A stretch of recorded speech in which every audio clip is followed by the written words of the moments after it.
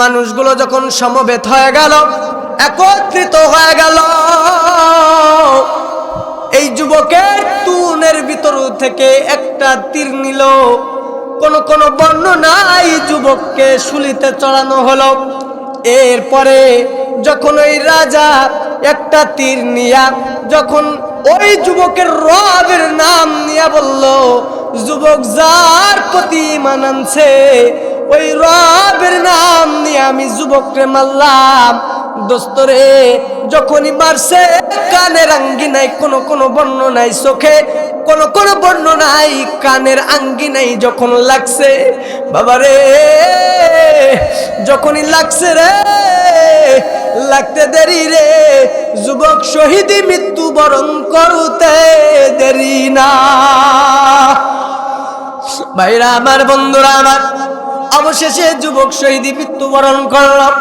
এবার মানুষগুলোর কাছে সবগুলো ওপেন হয়ে গেল, সবকিছু সাকসেস, খোলাখুলি হয়ে গেল। কেমন? কয়েক যুবক যার প্রতি ঈমান আনছে, জালেম রাজা রে, আমরা যখন ক্ষুধা মানলাম তো তার যদি ক্ষমতা থাকতো যুবককে পাহাড়ের চূড়ায় থেকে মারতে পারতো, মারতে পারে নাই। যুবকে ওই জালেম বাদশার যদি ক্ষমতা থাকতো নদীর বুকে যাইয়া মারতে পারতো, পারে নাই। কিন্তু যুবকের রবের নাম দিয়ে যখন মারছে তখনই যুবক মারছে। সুতরাং সকলে শুনো, রাজদরবারের মানুষরে সবাইকে বলে, সবাই শুনো শুনো, যেই যুবক রবের প্রতি ঈমান আনছে আমরা সকলে ওই যুবকের রবের প্রতি ঈমান এনে মুসলমান হয়ে গেলাম। তুমি ছাড়া কেউ নেই মাবুদ বলেই তারে ডাকবো, ও তুমি ছাড়া কেউ নেই মাবুদ বলেই তারে, মাবুদ বলেই তারে ডাকবো। মারহাবা। তাহলে আল্লাহ বাদে আমাদের আর কোনো মাবুদ আছে? নেই। দেখেন, আজ থেকে যদি 1500 বছর আগেকার কথা আমরা পড়ি বা জানতে চাই, তাহলে মানুষগুলো দেখেন কিভাবে মুসলমান হয়েছে। আর আল্লাহ বলছে মুসলমান হইতে। তো দেখা যায় ওই মানুষগুলো একসময় কাফের ছিল, বেঈমান ছিল। হ্যাঁ, এত কাফের পরিমাণ, এত পরিমাণ কাফের ছিল যেই বর্বরতার যুগে মানুষগুলো এত অত্যাচার করত। মানে সংক্ষিপ্ত আকারে বলতেছি যে মহিলাদেরকে ওদের ইজ্জত তো নষ্ট করতেই করত, এবং লজ্জা স্থানের ভিতরে আংটা দিয়া ওই ঘোড়ার লাগামের সঙ্গে লাগাইয়া ওদেরকে মরুভূমি দিয়া টানতো। নাউজুবিল্লাহ বলেন। মানে এত পরিমাণ নিকৃষ্টতম মানুষ ছিল। কিন্তু যেহেতু জাহিলিয়াতের যুগের কথা, আল্লাহর রাসূল সাল্লাল্লাহু আলাইহি ওয়াসাল্লাম যখন আসছে, ওই সমস্ত মানুষগুলোই মুহাম্মদ আরবি সাল্লাল্লাহু আলাইহি ওয়াসাল্লামের হাতে হাত রেখে যখন কালেমা পড়ছে, তো এই জাহিলিয়াতের মানুষগুলো সোনায় সোহাগা হয়ে গেছে। শুধু তাই না, আল্লাহর রাসূল বলে ওই মানুষগুলোকে আমার আল্লাহ তাআলা কালেমা পড়ার কারণে, অন্তরে বিশ্বাস স্থাপনের কারণে জান্নাতের ঘোষণা দিয়ে দিছে। তাহলে এই যে কাফের ছিল মানুষগুলো, কিন্তু মুসলমান হইতে হলে শর্ত কি? লা ইলাহা। আপনারা আমার এই ভূমিকাটা ধরে রাখবেন। পুরো একটা গাছ, আলোচনা চলবে এই ডাল ওই ডাল ওই ডাল, কিন্তু আবার এই গোড়াতে ইনশাল্লাহ আমরা ফিরে আসব। ভূমিকা কি? লা ইলাহা ইল্লাল্লাহ। খুব মন দিয়ে শুনবেন বাপ। এই ভূমিকাটা আমি আপনাদের সাথে শুধু জানবো, বলবো যে বাপ ভূমিকা কি, আপনারা বলবেন, আর কিছু না। তো বাবা আদম আলাইহিস সালাতু ওয়াস সালাম থেকে শুরু করে আমার আপনার নবী মুহাম্মদুর রাসূলুল্লাহ, যত নবী রাসূল আসছে সব নবী রাসূলের একটাই দায়িত্ব ছিল, লা ইলাহা ইল্লাল্লাহ। যেমন বাবা আদম আলাইহিস সালাতু ওয়াস সালামের কালেমা এক, লা ইলাহা ইল্লাল্লাহ, আদামু নবিয়ুল্লাহ।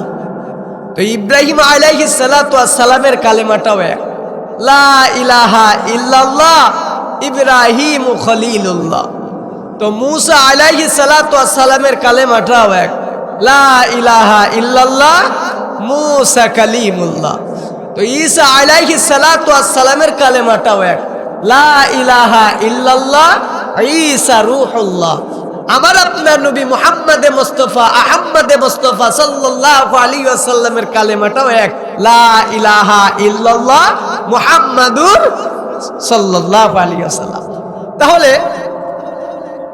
এই কালেমার ভিতরে শুধু নামের ভিতরে পার্থক্য আছে নবী রাসূলদের, কথা ঠিক ঠিক, কিন্তু আল্লাহর নামের এর ভিতরে কোনো পার্থক্য আছে? শুরু শেষ লা ইলাহা ইল্লাল্লাহ।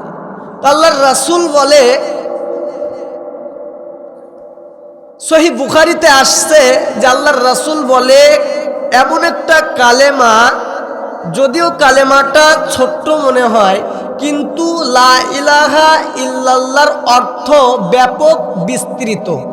যেমন লা ইলাহা ইল্লাল্লাহর অর্থ আল্লাহ বাদে কোনো মাবুদ, আল্লাহ বাদে কোনো ইলাহ, আল্লাহ বাদে কোনো হায়াত দাতা, আল্লাহ বাদে কোনো মউত দাতা, আল্লাহ বাদে কোনো রিজিক দাতা, আল্লাহ বাদে কোনো লাত নাই, কোনো মানাত নাই, কোনো খাজা নাই, কোনো বাবা নাই, একমাত্র আল্লাহ আছে। আল্লাহর রাসূল বলে, ও আমার সাহাবায়ে কেরামেরা শোনো, তোমাদের জিন্দেগিতে যে যত বেশি লা ইলাহা ইল্লাল্লাহ বলবে, আল্লাহ পাক তার ঈমান তত মজবুত করে দিবে। আবু দাউদ শরীফের হাদিস, আল্লাহর রাসূল বলে, ক্বালা রাসূলুল্লাহ সাল্লাল্লাহু আলাইহি ওয়াসাল্লাম জাদ্দিদু ঈমানাকুম। কিলা ইয়া রাসূলুল্লাহ ওয়া কাইফা নুজাদ্দিদু ঈমানানা? ক্বালা আকসিরু মিন কওলি লা ইলাহা ইল্লাল্লাহ।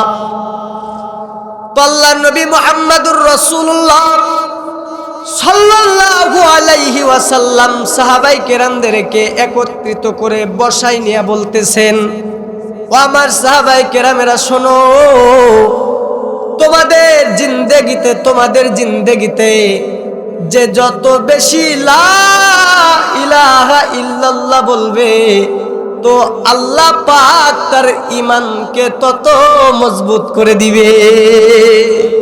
জাদ্দিদু ঈমানাকুম, তোমরা তোমাদের ঈমানকে মজবুত করো। কিলা ইয়া রাসূলুল্লাহ ওয়া কাইফা নুজাদ্দিদু ঈমানানা? ওগো আল্লাহর নবী, আমরা আমাদের ঈমানকে কেমনে মজবুত করব? আল্লাহর নবী বললেন, আকসিরু মিন কওলি লা ইলাহা ইল্লাল্লাহ, বেশি বেশি লা ইলাহা ইল্লাল্লাহ বলার দ্বারা তোমরা তোমাদের ঈমানকে মজবুত করে নাও। আর জোরে কান সুবহানাল্লাহ। এখন আসেন, লা ইলাহা ইল্লাল্লাহ এই হাদিস থেকে প্রতীয়মান হয় যে যে যার জিন্দেগিতে যত বেশি লা ইলাহা ইল্লাল্লাহ বলবে তার ঈমান তত মজবুত হবে। এখন আসেন ভাই, এই যে কালেমাটা পড়লাম এর ওজন কতটুকু?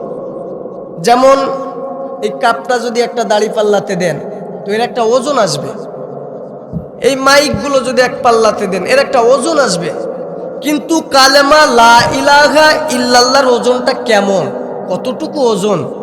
আল্লাহর রাসূল সাল্লাল্লাহু আলাইহি ওয়াসাল্লাম বলেন, আবু দাউদ শরীফের হাদিস, আল্লাহর নবী বলেন, ক্বালা রাসূলুল্লাহ সাল্লাল্লাহু আলাইহি ওয়াসাল্লাম ইন্না নূহান আলাইহিস সালাম لما حضرته الوفاة دعا ابنيه فقال إني قاصر عليكم الوصية آمركما باثنتين وأنهاكما عن اثنتين أنهاكما عن الشرك والكبر آمركما بلا إله إلا الله فإن السماوات والأرض وما فيهما। الله النبي বলে, নূহ আলাইহিস সালাতু ওয়াস সালাম তার দুইটা সন্তানদেরকে ডাকলেন, আয় আয় কলিজা টুকরা সন্তানেরা আয়, আমি তোদেরকে দুটি আদেশ করব, আমি দুটি আদেশ করব আর দুটি বিষয়ে নিষেধ করব। সন্তানেরা যতদিন দুনিয়ার জিন্দেগিতে বেঁচে থাকবা ততদিন পর্যন্ত এই দুইটা কখনো করবা না। তার ভিতরে 1 নাম্বার হলো নিজেকে নিয়ে কখনো অহংকার করবা না। 2 নাম্বারে আমার মালিকের সঙ্গে কাউকে শরীক করবা না। বা আমরুকুমা, এবং আমি তোমাদেরকে যেই 2টি বিষয়ে আদেশ করব, সন্তানেরা রে, জিন্দেগিতে যতদিন বেঁচে থাকবা কোশ্চিনকালে কখনো এটা ছাড়বা না। তার ভিতরে 1 নাম্বার হলো তুমি বলবা লা ইলাহা ইল্লাল্লাহ। কেন বলবো লা ইলাহা ইল্লাল্লাহ? আল্লাহ নবী বলেন ফাইন্নাস সামাওয়াতি ওয়াল আরদা ওয়া মা ফীহিমা, কারণ 7 আসমান 7 জমিন এর মধ্যবর্তী যা কিছু আছে ওরে সবগুলো যদি মিজানের এক পাল্লায় রাখা হয়, ছোট্ট কালেমা লা ইলাহা ইল্লাল্লাহ যদি মিজানের আর এক পাল্লায় রাখা হয়, তো আল্লাহ নবী বলেন লা ইলাহা ইল্লাল্লাহ মিজানের পাল্লাটাকে ভারী করে দেয়। দোস্ত আমার, ভাইরা আমার, 7 আসমান 7 জমিন এর মধ্যবর্তী নদী নালা খালবিল পাহাড় পর্বত যা কিছু আছে সবগুলো এক জায়গায় রাখবা। আল্লাহ ইলাহা ইল্লাল্লাহ এক জায়গায় রাখবা। লা ইলাহা ইল্লাল্লাহ কালেমার পাল্লাটা মিজানের পাল্লাকে ভারী করে দেয়। আজীব ব্যাপার ভাই, বলতে মিনিট 5 তো সময় লাগেই। লা ইলাহা ইল্লাল্লাহ বলতে 5 মিনিট লাগে, 10 সেকেন্ডও লাগে না। আসেন এই লা ইলাহা ইল্লাল্লাহর পাওয়ার কেমন দেখেন, কেমন পাওয়ার দেখো। এটা বান্দার পাওয়ার না, এটা কালেমার পাওয়ার। কালেমার সাথে লেগে থাকার কারণে বান্দার সম্মান আল্লাহ বাড়ায় দেয়, সুবহানাল্লাহ। যেমন একই থানের গজের কাপড় দিয়া আমি একটা কোরআনের গিলাফ বানাইছি আর একটা জুব্বা বানাইছি। জুব্বাটা যদি মাটিতে পড়ে যায় কেউ কোনোদিন চুমু খাবে? পক্ষান্তরে ওই সিট দিয়া যদি আমি একটা কোরআনের গিলাফ বানাই, একটা জামা বানাই, তো এটা যখন মাটিতে পড়ে যাবে মানুষ চুমু খাইতে বাধ্য। ভাই কেন চুমু খাইলা? ভাই সম্মানার্থে, কোরআনের সাথে লাগার কারণে আল্লাহ তার দাম বাড়িয়ে দিয়েছে। মুহতারাম হাজিরিন, মেহগনি গাছের তো অনেক দাম। এই কাঠ দিয়ে আমি একটা চেয়ার বানাইছি। আর ভেটুল যে কাঠ, এই কাঠের তো বেশি দাম না। এই কাঠ দিয়ে আমি একটা রেহেল কাঠ বানাইছি। বলেন তো এই মেহগনি গাছের কাঠ দিয়া যে চেয়ার আপনি বানাইছেন, এটা পড়লে কেউ কোনোদিন সম্মান করছে? পক্ষান্তরে ভেটুল গাছের এই যে কাঠ দিয়ে আপনি একটা রেহেল কাঠ বানাইছেন, এটা যদি জমিনে পড়ে যায় বলেন তো এর সম্মান আছে কি নাই? পক্ষান্তরে বান্দার সম্মান নাই, কিন্তু কালেমা পড়ার কারণে এই বান্দার সম্মান আল্লাহর কাছে অতি অনেক বড়। তার প্রমাণ আল্লাহর রাসূল বলে, মিশকাত শরীফের হাদিস, মা ক্বালা আব্দুল্লাহ ইলাহা ইল্লাল্লাহ কত্তু মুখলিসান ইল্লা ফুতিহাত লাহু আবওয়াবুস সামা। বান্দা যদিও জমিনে থাকে, জমিন থেকে এই বান্দা যদি লা ইলাহা ইল্লাল্লাহ পড়ে রে, পড়তে দেরি রে, আসমানের দরজা খুলতে দেরি না। আর জোরে কোন সুবহানাল্লাহ। ওরে কার প্রেমেতে ভুলে রইলি আল্লাহরি ইনসান,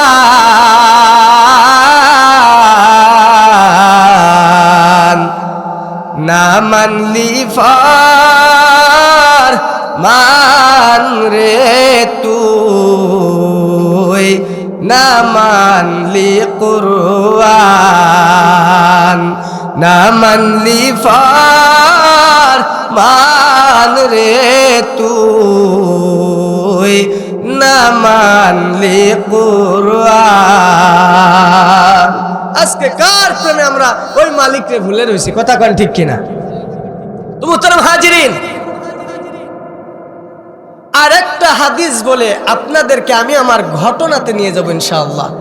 সেই হাদিসটি হলো, আল্লাহর রাসূল বলে, যদি কোনো ব্যক্তি লা ইলাহা ইল্লাল্লাহ বলে মারা যায়, যদিও ওর গুনাহের কারণে তাকে জাহান্নামে দেওয়া হয়, কিন্তু লা ইলাহা ইল্লাল্লাহ বলার কারণে ওকে কোনো না কোনো একদিন আমার আল্লাহ জান্নাত দিবে। না না সুবহানাল্লাহ জোরে হয় না, আরো জোরে। আল্লাহর রাসূল বলে, সহিহ বুখারীর বর্ণনা, ক্বালা রাসূলুল্লাহি সাল্লাল্লাহু আলাইহি ওয়াসাল্লাম, ইয়াখরুজু মিনান নার মান ক্বালা লা ইলাহা ইল্লাল্লাহ ওয়া ফি কলবিহি শাররাতিন মিন খায়র, ওয়া ইয়াখরুজু মিনান নার মান ক্বালা লা ইলাহা ইল্লাল্লাহ ওয়া ফি কলবিহি বুররাতিন মিন খায়র, ويخرج من النار من قال لا إله إلا الله وفي قلبه ذرة من خير। আল্লাহু আকবার বলেন। ভাইরা আমার, বন্ধুরা আমার, আল্লাহর নবী বলেন, যদিও গুনাহের কারণে মানুষটা জাহান্নামে যায়, ইয়াখরুজু মিনান নার মান ক্বালা লা ইলাহা ইল্লাল্লাহ, ওই মানুষটাকে আমার আল্লাহ কালেমা পড়ার কারণে, অন্তরে কালেমা পড়ার কারণে তার অন্তরে যদি জব পরিমাণ ঈমান থাকে, তো আল্লাহর নবী বলে, জব পরিমাণ ঈমান থাকার কারণে আমার আল্লাহ তাকে কোনো না কোনো একদিন জান্নাত দিয়া দিবে। মুহতারাম হাজিরিন, জব পরিমাণ ঈমান যদি আমার আপনার অন্তরে না থাকে, মাগুরার মুসলমান, আপনাদের অন্তরে যদি জব পরিমাণ ঈমান না থাকে, আল্লাহর নবী বলছে, জব পরিমাণ ঈমান যদি অন্তরে না থাকে, তবে গম পরিমাণ ঈমান যদি অন্তরে থাকে, আমার আল্লাহ ওকে কোনো না কোনো একদিন জাহান্নাম খাটিয়ে ওরেও জান্নাত দিয়া দিবে। দোস্তরা আমার, ভাইরা আমার, জব পরিমাণ ঈমান নাই, গম পরিমাণ ঈমান নাই, আল্লাহর নবী বলেন, ওয়াখরুজু মিনান নার, তাকেও জাহান্নাম থেকে বের করা হবে, ওকেও জাহান্নাম থেকে বের করা হবে। অফি কলবিহি যাররাতিন মিন খায়র, যদি তার অন্তরে জাররা থেকে জাররা পরিমাণ ঈমান থাকে, জাররা পরিমাণ ঈমানের কারণে আমার আল্লাহ তাকেও কোনো না কোনো একদিন জান্নাত দিয়া দিবে। সুবহানাল্লাহ কোন। বন্ধুরা আমার, এখন আসেন, তাহলে কালেমা যদি পড়ে মরতে পারি আল্লাহকে খুশি করার জন্য, তবে কালেমাটা কাকে খুশি করার জন্য? আল্লাহকে খুশি করার জন্য। আল্লাহর রাসূল বলে, ইন্নাল্লাহা লা ইয়াকবালু মিনাল আমাল ইল্লা মা কানা লাহু খালিসান ওয়াবতাগা বিহি ওয়াজহাহু। যদি আল্লাহর জন্য না করো, তো এটার কোনো আল্লাহর কাছে কোনো মূল্য আছে? নেই। আপনি মানুষকে দেখানোর জন্য করবেন, এটা আল্লাহর কাছে কোনো মূল্য আছে? নেই। দোস্ত আমার, ভাইরা, বলেন তো, যে মানুষের ধন দৌলতের দিকে কি আমার আল্লাহ চায়? আল্লাহর রাসূল বলে, ইন্নাল্লাহা লা ইয়ানজুরু ইলা সুওয়ারিকুম ওয়া আমওয়ালিকুম ওয়ালাকিন ইয়ানজুরু ইলা কুলুবিকুম ওয়া আমালিকুম। কে লম্বা এটা আমার আল্লাহ দেখে না, কে বেটে এটা আমার আল্লাহ দেখে না, কার ধন সম্পদ আছে আমার আল্লাহ এটা দেখে না, আমার আল্লাহ দেখে তার ঈমান, তার আমল। আল্লাহ ঈমানের আমল দেখে। দোস্তরা, এখন আসেন, আমি আপনাদেরকে যে মূল ঘটনা বলার জন্যই আয়াতটা বলছিলাম। বলেন তো, মুসলমান হইতে হলে শুরুটা কি? লা ইলাহা ইল্লাল্লাহ। এখন আসেন, মূল আলোচনায় চলে যাব। কোনো নড়াচড়া চলবে না, থাকবেন তো ইনশাল্লাহ? না চলে যাবেন নাকি শেষ করে দেব? এই না ৫-৬ জনে বলতেছেন শেষ করে দেব? আরো জোরে কন, শেষ করে দেব? এই তো, তাহলে চলবে, আশা করা যায়। তো মুহতারাম হাজিরিন, এই লা ইলাহা ইল্লাল্লাহ যদি কোনো ব্যক্তি আরেকটা আমল শুনে নেন, আল্লাহর রাসূল বলছেন লাক্কিনু মাউতাকুম লা ইলাহা ইল্লাল্লাহ মান কানা আখিরু কালামিহি লা ইলাহা ইল্লাল্লাহ ইনদাল মাউতি দাখালাল জান্নাহ। দেখো, মমর্ষ ব্যক্তি মৃত্যুর আগ মুহূর্তে তার কর্ণকহরের কাছে কালেমার তালকিন দাও। কেন? মান কানা আখিরু কালামিহি, তার শেষ কথা যদি লা ইলাহা ইল্লাল্লাহ হয়, মরতে দেরি জান্নাতে যাইতে দেরি না। এখন আসেন, এই লা ইলাহা ইল্লাল্লাহ আমরা কত সহজে পেয়ে গেছি, তাই না? আচ্ছা, এই লা ইলাহা ইল্লাল্লাহ বলার জন্য কেউ কোনোদিন মায়ের খাইছেন? খান নেই। খুব ভালো করে বুঝবেন। এবার কিন্তু বাবা আমি চলে যাচ্ছি খুব মূল ঘটনায়। বলেন, লা ইলাহা ইল্লাল্লাহ পড়ার জন্য কেউ মসজিদ থেকে তাড়ায় দিছে? দেয় নেই। কিন্তু এই লা ইলাহা ইল্লাল্লাহ পড়ার জন্য কাফের বেঈমানগুলো এই সমস্ত মানুষদের উপরে নির্যাতনের স্ট্যাম্প রুলার চালিয়ে দিয়েছে, নির্যাতনের স্ট্যাম্পের রুলার চাপিয়ে দিয়েছে তাদের উপরে। কেমন? আল্লাহর রাসূল বলে যে শুধু লা ইলাহা ইল্লাল্লাহ পড়ার কারণে আগে গর্ত খুঁড়ছে, গর্ত খোঁড়ার পরে ওখানে লাকড়ি জমাইছে, এরপরে ওর ভিতরে তেল ঢালছে, এরপরে দাও দাও করে আগুন জ্বলছে, আর এদেরকে বলছে বল কালেমা ছাড়বি কিনা। এরা যখন বলছে কালেমা ছাড়বো না, তখনই ওর ভিতরে ফেলে দিয়ে মেরে ফেলছে। দোস্ত, কালেমা পড়ার জন্য কেউ কোনোদিন গালি খাইছেন? খান নাই। খুব ভালো করে বুঝবেন। এইবার আমি ঘটনার দিকে যাব। ভাইরা আমার, আল্লাহর রাসূল সাল্লাল্লাহু আলাইহি ওয়াসাল্লাম সাহাবায়ে কেরামদেরকে বলতেছে যে দেখো, মানে ঈমান মজবুত করার জন্য বলতেছে। সাহাবায়ে কেরামের ঈমান তো মজবুত, এরপরেও তাদেরকে শোনাইতেছে যে দেখো, কালেমা পড়ছো যে তোমাদেরকে মারতেছে, শুধু তাই না, আমার আগেও যারা আছে এদেরকেও মার খাইতে হয়েছে। আগে যারা আসছে তাদেরকেও মার খাইতে হয়েছে। কেমন? আমি নবী যখন দুনিয়াতে জন্মগ্রহণ করি নাই, আমি নবী যখন দুনিয়াতে আসি নাই, আমার আগ মুহূর্তে ঈসা আলাইহিস সালাতু ওয়াস সালামের জামানা ছিল। এই জামানাতে যদি কোনো ব্যক্তি কালেমা পড়ে, আর এই জামানাতে একজন জালেম বাদশাও ছিল, যেই জালেম বাদশাটা নিজেকে খোদা দাবি করত। সবাই জোরে কর নাউজুবিল্লাহ। নিজেকে কি দাবি করত? খোদা দাবি করত। আল্লাহর রাসূল বলে ওকে যদি কেউ খোদা না মানতো তাকে শুলিতে চড়াতো, ওকে যদি কেউ খোদা না মানতো তাকে আগুন জ্বালিয়ে পুড়িয়ে দেওয়া হতো। নাউজুবিল্লাহ বলেন। এরপরেও মানুষগুলো যারা কালেমা পড়ছে এদের ভিতরে কেউ কালেমা ছাড়ে নাই। সুবহানাল্লাহ।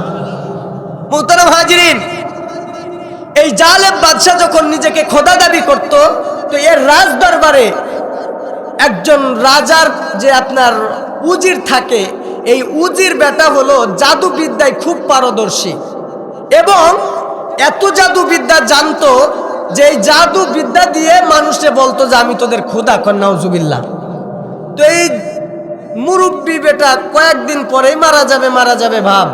তো এই রাজারে বলতেছে যে রাজা, আপনি আপনার রাজ্য থেকে এমন একজন যুবককে ব্যবস্থা করে দেন, এমন একজন যুবককে খোঁজ করেন যেই যুবক দেখতে শুনতে অনেক সুন্দর এবং খুব সুন্দর মেধাবী। হ্যাঁ, এমন একটা যুবককে আপনি আমার নিকটে দেন যাকে আমি জাদু বিদ্যা শিখাবো, তারপরে আপনার খোদাই দাবি এরকম থেকে যাবে। নাউজুবিল্লাহ।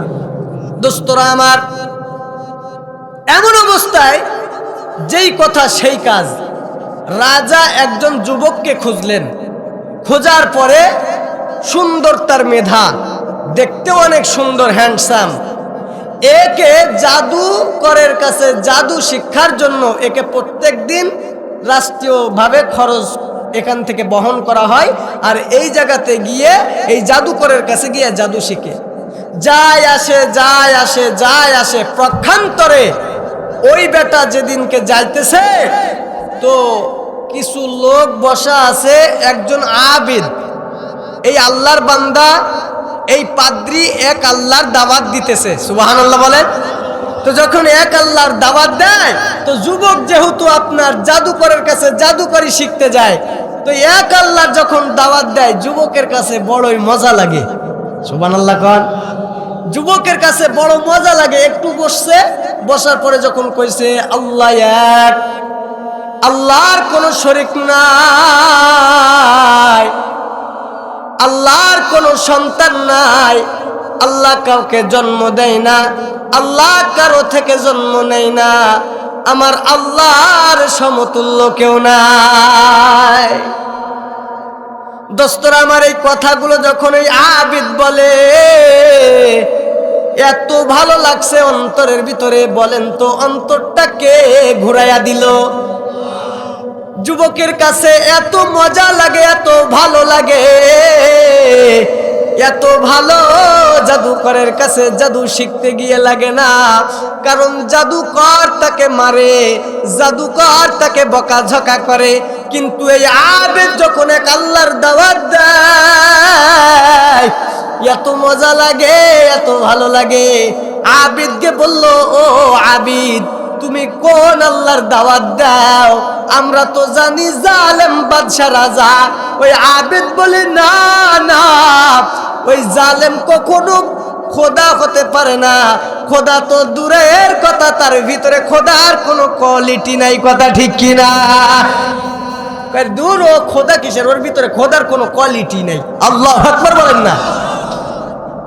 বন্ধুরা আমার, ভাইরা আমার, যুবকের কাছে জাদু আর ভালো লাগে না। বারবার শুধু আবেদের কথা বড় ভালো লাগে। কিতাবের ভিতরে আসছে এই যুবক যেদিনকে রাস্তা দিয়া যায়, তো এই রাস্তার মাঝখানে কোন বর্ণনায় একটা সিংহ দাঁড়ানো, কোন বর্ণনায় একটা সাপ শোয়া আছে, কোন বর্ণনায় একটা বাঘ। রাস্তার মাঝখানে এই সিংহটা দাঁড়ানো আছে। কিন্তু দোস্তরা আমার, কেমন করে যাবে এই যুবক? কোনোভাবেই তো যেতে পারে না। এই যুবক চিন্তা করলো, আজকে আমি পরীক্ষা করব জালেম বাদশা খোদা নাকি আবেদের আল্লাহ খোদা। কেমন করে পরীক্ষা করবে? কিতাবের ভিতরে আসছে ছোট্ট একটা ঢিল নিয়া, পাথর নিয়া এই যুবক প্রথমে বলতেছে, জালেম বাদশা যদি খোদা হয় তো আমি এই ছোট্ট ঢিল দিয়া সিংহটাকে মারবো। সিংহটা যদি মরে যায় মনে করে নিব এই বাদশাই আমাদের প্রকৃত খোদা, আর যদি না মরে তো বুঝবো খোদা না।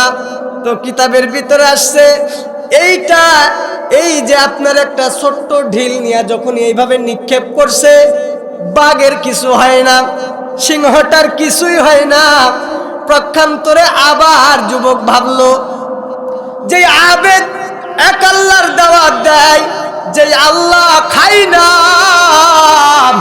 যে আল্লাহ ঘুমাই না, ঘুম তো দূরের কথা, মালিকের তন্দ্রাও নাই। আল্লাহু লা ইলাহা ইল্লা হুয়াল হাইয়ুল কাইয়্যুম লা তাখুযুহু সিনাতু ওয়ালা নাওম। ঘুম তো দূরের কথা, মালিকের তন্দ্রাও নাই। ভাইরা আমার, বন্ধুরা আমার, এবারে যুবক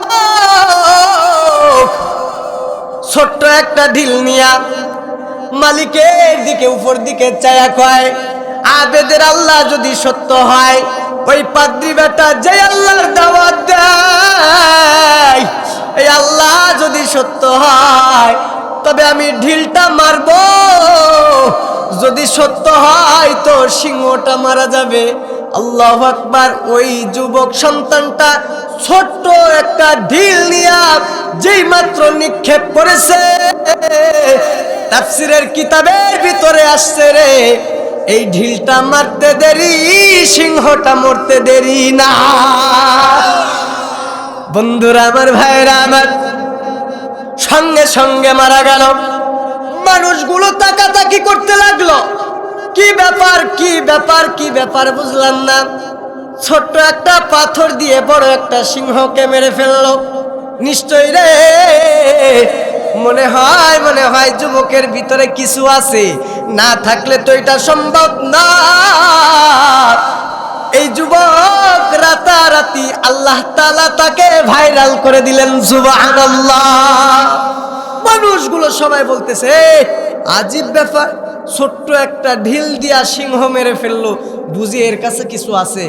এই যে শুরু হলো কানাকানি, এই যে আপনার শুরু হলো তেল পড়া নিয়া, পানি পড়া নিয়া, এই কথা আস্তে আস্তে আস্তে আস্তে এইভাবে যাইতে যাইতে যাইতে যাইতে একবারে পুরো রাজ্য পর্যন্ত ছিটিয়ে গেল। আল্লাহু আকবার।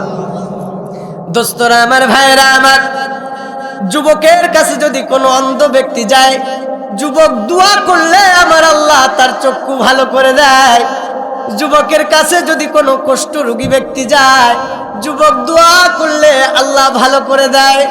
এই যুবকের কাছে যদি কোনো ব্যক্তি যেই কারণেই যাক না কেন, এই যুবক যখন আমার মালিকের কাছে দোয়া করে, মালিকের কাছে দোয়া করতে দেরি, ভালো হইতে দেরি না। বন্ধুরা আমার, ভাইরা আমার, খুব ভালো করে মনোযোগ। এইবার কথাগুলো তো পুরো রাজ দরবারে ছিটিয়ে গেল। রাজ্যের ভিতরে এমন একটা যুবক আছে, যেই যুবকের কাছে গেলে সব রোগ ভালো হয়ে যায়। এই রাজ দরবারে যেই জালেম নিজেকে খোদা দাবি করত, নিজেকে রব দাবি করত, নিজেকে খোদা দাবি করত, এই রাজার দরবারে একজন মন্ত্রী ছিল, যেই মন্ত্রীটা জন্ম থেকে অন্ধ। জন্ম অন্ধ যাকে বলা হয়, মার গর্ভে থেকে আসমান দেখে না, জমিন দেখে না, মাকে দেখে না, বাবাকে দেখে না, পাহাড় পর্বত নদী নালা খাল বিল কিছুই দেখে না। এমনকি যেই রাজ্যে সে চাকরি করে, যেই জালেমকে খোদা মানে, এই খোদারেও সে কোনোদিন দেখে না। মনের ভিতরে কষ্ট আছে না নাই? আছে না নাই? জোরে বলেন না, আছে না নাই? দোস্তরা আমার, ভাইয়েরা, তাকে একজন বলে দিল এই রাজ দরবারে এমন একজন যুবক আছে, যদি তার কাছে যাও তো হয়তো তোমার চক্ষু ভালো হয়ে যেতে পারে। সুবহানাল্লাহ। বন্ধুরা আমার, ভাইরা আমার, এই রাজ দরবার থেকে মন্ত্রী বেটা কিতাবের ভিতরে আসতে কিছু স্বর্ণ মুদ্রা নিয়ে গেল। কিছু স্বর্ণ মুদ্রা নিয়ে যাওয়ার পর গহনা গাটি কিছু নিয়ে গেল। নিয়ে যাওয়ার পর যুবকের বাড়ির আঙ্গিনায় যাইয়া কয়, যুবক, আমি শুনেছি তোমার কাছে জন্মন্ধ আইলে ভালো হয়ে যায়, তোমার কাছে কুষ্ঠ রোগী আইলে ভালো হয়ে যায়। যুবক, আমি জন্মান্ধ, জন্মের পর থেকে আসমান দেখি না, জমিন দেখি না রে যুবক। যুবক রে, তুমি যদি আমার চক্ষুটা ভালো করে দিতে পারো। যুবক বলে, ভাই, চক্ষু ভালো করে দেওয়ার মালিক আমি না, চক্ষু ভালো করার মালিক আমার আল্লাহ। সুতরাং শর্ত হলো ওই মালিকের প্রতি ঈমান আনতে হবে, ওই মালিকের প্রতি ঈমান আনতে হবে, একত্ববাদী আল্লাহর প্রতি ঈমান আনতে হবে। যদি আপনি ঈমান আনেন, আমি যুবক দোয়া করব, আল্লাহ আপনার চক্ষু ভালো করে দিবে। মন্ত্রী বেটা অবাক, যুবক বলো কি, কার প্রতি ঈমান আনবো? আরে ভাই, আমরা তো জানি যে আমাদের রাজা আমাদের খোদা, কিন্তু তুমি কোন আল্লাহর প্রতি ঈমান আনতে বলতেছো? হে, কোন আল্লাহর প্রতি বলতেছো? ভাই না, তোমার রাজা কোনো খোদা না, তোমার রাজা কোনো খোদা হতে পারে না। কারণ আমার আল্লাহ আসমান বানাইছে, জমিন, আল্লাহ তাআলা আসমান জমিন সৃষ্টি করছে। তোমার রাজা কি কোনো কিছু সৃষ্টি করছে? কথা কয় না, কয় না, করে নাই। কয় তাহলে তোমার রাজা কেমনে খোদা হইতে পারে? তো তুমি যদি ঈমান আনো তো তোমার চক্ষু আল্লাহ তাআলা ভালো করে দিতে পারে। কয় চক্ষু যদি ভালো হয় তো ঈমান আনলে দোষ কি? সুবহানাল্লাহ। চক্ষু যদি ভালো হয়, ঈমান আনতে দোষ কি? ঠিক আছে যুবক, আমি ঈমান আনলাম। দোস্তরে, ভালো করে বুঝবেন দোস্তরে, ঈমানের কেমন পাওয়ার, আর ঈমান আনার কারণে তাদের সঙ্গে কেমন ভয়াবহ আচরণ শুরু করে দেখবেন। ভাইরা আমার, বন্ধুরা আমার, এমন তো অবস্থায় কিতাবের ভিতরে আসছে, মন্ত্রী বেটা বলল, যুবক রে, আমি তোমার মালিকের প্রতি ঈমান আনলাম। যুবক দুখানা হাত উঠে দিল, আল্লাহ দয়া করে মায়া করে তার ঈমানকে তুমি কবুল করে নাও গো আল্লাহ। আল্লাহ তুমি তার জন্য অন্ধ চোখটাকে ভালো করে দাও। কিতাবের ভিতরে আসছে, বলতে দেরি রে ঈমান আনতে দেরি, ওই মন্ত্রী বেটার চক্ষু ভালো হইতে দেরি না। দোস্তরে কেমন আল্লাহ পাইলাম আমরা, কেমন খোদা পাইলাম। মন্ত্রীরে বেটা বলল, জনম ভর রাজার দরবারে থাকলাম, রাজারে খোদা মানলাম, কোনদিন আমার চক্ষু ভালো হইল না। আমি আজকে চক্ষু ফিরে পেয়ে আসমান দেখলাম, জমিন দেখলাম, আমি আমার মা বাবাদেরকে দেখলাম। যুবক রে তোমারেও আমি দেখলাম, কিন্তু আমার মনে শুধু এইটা কথা আলোচনা হচ্ছে, যার দরবারে থাকলাম, যাকে খোদা বলে মানলাম, সে আমার কোনোদিন চক্ষু দিতে পারল না। যুবক শোন, যে আল্লাহরে একবার ডাকলে আমার আল্লাহ লাব্বাইক বলে দেয়, যে আল্লাহরে একবার ডাকলে আমার আল্লাহ সঙ্গে সঙ্গে তার উত্তর দিয়া দেয়, যে আল্লাহরে একটা বার স্মরণ করলে আমার আল্লাহ সঙ্গে সঙ্গে তার দিয়া দেয়। সঙ্গে আমি যুবক তোরে কথা দিলাম, আর জিন্দেগিতে ওই জালেম বাজারে খোদা আমি মানব না। আমি তোমার আল্লাহ রে আমার রব বলে মানব, আমি তোমার আল্লাহরে রব বলে মানব। যুবক, আল্লাহকে একটা বার ডাকলাম, আল্লাহরে দেখলাম না, আমি শুধু একটা বারই ঈমান আনছি, আমার আল্লাহ আমার চক্ষু ফিরায় দিল। যুবক, আমি ওই জালেমরে আর খোদা মানতাম? দোস্তরা আমার ভাইয়েরা, এবার বলেন তো, এই যে চক্ষু যে ফিরে পাইল, এই বেটা কি রাজ দরবার চিনে? বেটা তো সারা জীবন ওই জায়গায় চাকরি করছে। চাকরি করলে কি হইব? চাকরি যখন করতো তখন তো অন্ধ ছিল, কথা কান। চাকরি যখন করতো তখন অন্ধ ছিল, কিন্তু এখন তো বেটা চক্ষু ফিরে পাইছে। চক্ষু ফিরে পাইছে বলে কি ওই জায়গা চিনবে? চিনে না। কারো মাধ্যম দিয়া এই জায়গাতে গেছে, যাওয়ার পরে রাজা বেটা তো দেখতেছে যে কিরে সারা জীবন তো বেটা চোখ বুঝা থাকতো, আজকে আবার চোখ তাকায়া রইছে। কিরে মন্ত্রী, চোখ কই পাইলা? আমার খোদাই দিছে। রাজা বেটা মনে করে যে কিরে মন্ত্রী, আমি যে তোর চক্ষু ফিরাই দিছি, তে এরাম আস্তে আস্তে কলি হবে, সবার সামনে কওয়া লাগবে। কি আজীব ব্যাপার। এই বেটা কইছে না আমার খোদাই দিছে, এই জালেম তো মনে করে যে খুদা মানে আমি। ওই জালেম কি মনে করে? খুদা মানে ওই বেটা এসে কইছে যে আমার খুদাই আমার চক্ষু দিছে। কয় এ বেটা, খুদাই যে তোরে চক্ষু দিছে আস্তে আস্তে কইলে হইব?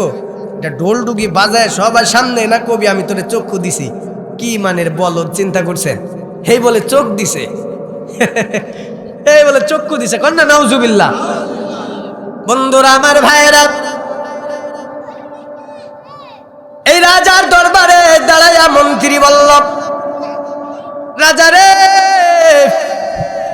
সারা জীবন তুমি আমারে খাওয়াইছো পড়াইছো, আমি অস্বীকার করব না।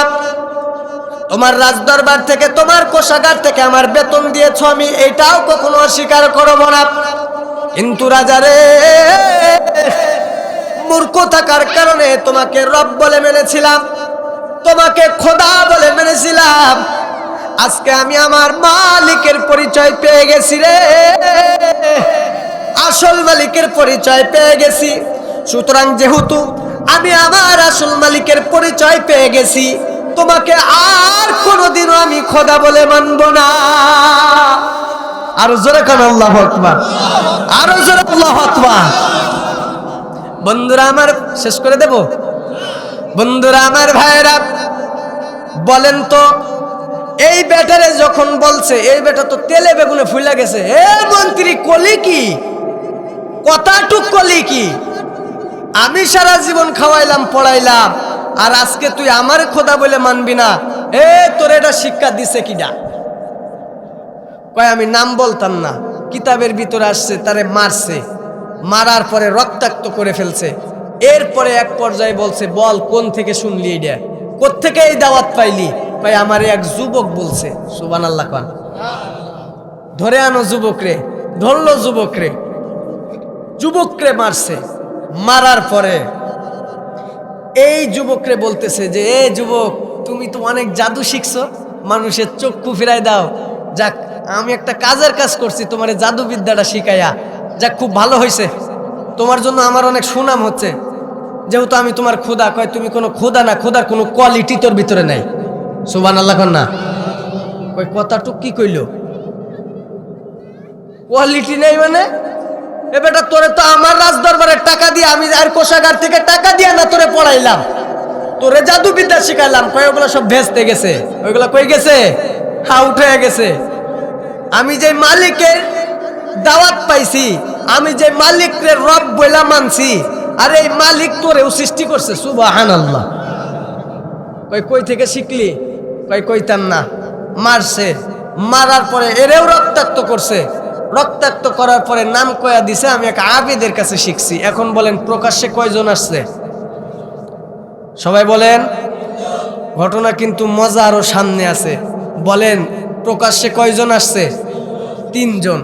3 জন আসার পর দোস্তরা আমার, দিলটা নরম করে এবার বুঝবেন, যখন এরকম 3 জন প্রকাশ্যে এইভাবে রাজার সামনে কালেমা পড়ছে, তো রাজা সর্বপ্রথম ওই মন্ত্রীকে বলে, মন্ত্রী লাস্ট একটা সুযোগ দিব, যদি তুমি কালেমা না ছাড়ো তোমার সঙ্গে ভয়াবহ অবস্থা হবে, তোমার সঙ্গে খারাপ কিছু ঘটে যাবে। ওই রাজা রে, জিন্দগিতে যখনই বলেছিলাম ইলাহা ইল্লাল্লাহ, তুই মারবি মার, কালেমা ছাড়তাম না। এরপরে যে গাছ কাটা করাত আছে না, এই করাতি আনছে। করাত আনার পরে এই যে ওই মন্ত্রী বেটার মাথা সুদা রাখছে। মাথা সুদা রাখার পরে মাথা বরাবর রাখছে। রাখার পরে কয়, মন্ত্রী ক ছাড়বি কিনা? আল্লাহু আকবার। দোস্তরা, এই মন্ত্রীর কথা বাদ দেন, আপনাদের কথা আমি বাদ দিলাম। আমি তো মৌলানা মুফতি মানুষ, আমার মাথায় যদি এরকম করাত রাইখা বলতো যে হুজুর কালেমাটা ছাড়বি কিনা, কতক্ষণ টিকে থাকতাম একমাত্র আল্লাহই ভালো জানে। আজকে আমার আপনার যদি জ্বর আসে, এই জ্বর মাপার জন্য থার্মোমিটার আছে, এটা বগলের ভিতরে দিয়া দেয়। দেওয়ার পরে অনেকক্ষণ পর কয় যে তোমার এই পর্যন্ত এই ডিগ্রি জ্বর, কথা কয় না। আজকে যদি ইমান মাপা মেশিন থাকতো, যেসব নেতা গুতা এসে মঞ্চে আপনার এইসব দাওয়াত দিবে, আগে কইতো নেতা বগলটা উঁচু করেন দিনই, ইমান মাপা থার্মোমিটারটা বগলের ভিতরে ভরে দিই। অনেকক্ষণ পর এসে কইতো, বাবা কিছুই নাই, যে গাড়ি নিয়ে আইসো ফের বাড়ি চলে যাও, কথা কয় না। আমি ওয়াজ করতে আইছি মেহেরপুর জেলা থেকে, কইতো হুজুর মঞ্চের সামনে দাঁড়ান, ইমান মাপা থার্মোমিটারটা বগলের ভিতরে দিয়ে দেন। আর দেওয়ার পরে অনেকক্ষণ কইতো, বাবা মুস্তাকিম বিল্লাহ মেহেরপুরে কিছুই নাই, মান সম্মান নিয়ে বাড়ি যান, কথা কয় না। এলা বেটা মসজিদের ক্যাশিয়ার হইবা, ইমান মাপা থার্মোমিটার আগে বগলের ভিতরে দিয়া দিত, যে দেখি তোর ইমান মাপা, তোর সেক্রেটারির যোগ্য আছে কিনা, কথা কয় না।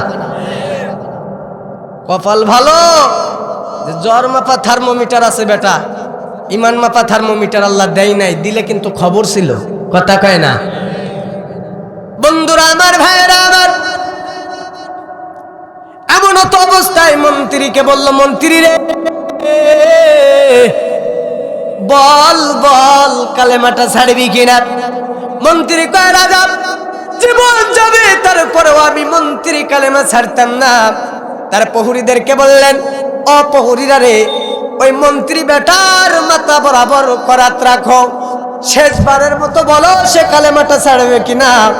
সে যখন বলেছে ছাড়ে না, কিতাবের ভিতরে আসছে এই করাত টানতে টানতে টানতে এমন ভাবে মাছ বরাবর কাটতে কাটতে কাটতে এমন ভাবে মন্ত্রীরা 2 আলাদা করে ফেলছে, এরপরেও কালেমা ছাড়ে না। ভাইরা আমার, বন্ধুরা আমার, কালেমা ছাড়লো না, নিজের জানটা দিয়া দিল। বলেন তো বাকি আছে কয়জন? এবার ওই আবেদকে বলে, আবেদ বল তুই কালেমা ছাড়বি কিনা? কয়, রাজা রে, এতদিন মনে করতাম তুই অনেক চালু একজন মানুষ, এই প্রশ্ন করার পরে বুঝলাম তোর মাথায় কিছু, কারণ কি জানেন, মুরগি ছোট্ট একটা ডিম দিয়া এলাকা পাগল করে ফেলায়, আমি একটা ডিম দিছি রে, কথা কয় না।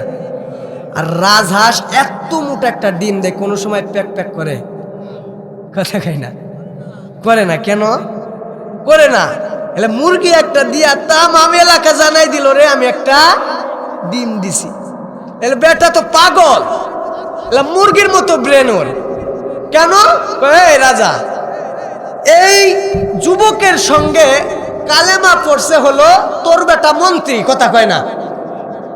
1 মিনিটের ইমানে সে যদি দ্বিখণ্ডিত হয়ে যায়, কালেমা না ছাড়ে, আমার সাথে শিখছে যুবক, যুবকের সঙ্গে শিখছে ওই বেটা, ওই বেটা যদি কালেমা না ছাড়ে, আমি তো দাদা, আমি কেমনে ছাড়তাম, কথা কয় না।